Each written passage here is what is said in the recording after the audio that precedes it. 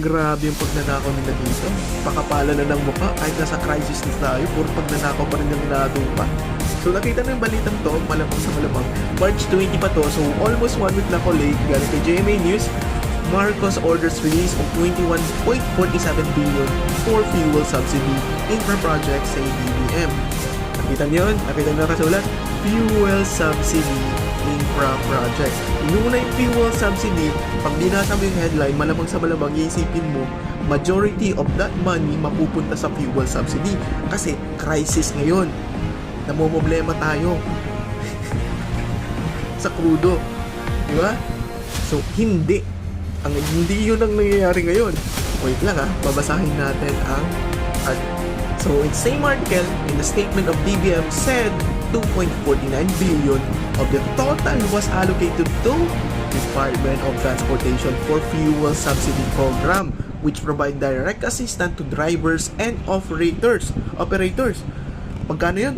2.49 billion pesos only. Sana punta yung 90%. Hulaan nyo, sana punta yung 90%. Almost 90%, sana punta. Tignan nyo kung saan napunta. Basahin nyo. Meanwhile, 18.65 billion was released to Department of Public Works and Highways. Nasa crisis na tayo. Ilan araw na lang mawawalan na tayo ng kuryente. Saan napunta majority of the money? Grabe, as in pakapalan na ng mukha, men. Grabe namomblema na tayo sa lahat-lahat. Ito pa yung diyan pa napunta yung pera. Galing talaga. Hindi pa nga na-resolve ang flood control. Tapos nandito na naman tayo sa bagong crisis worldwide.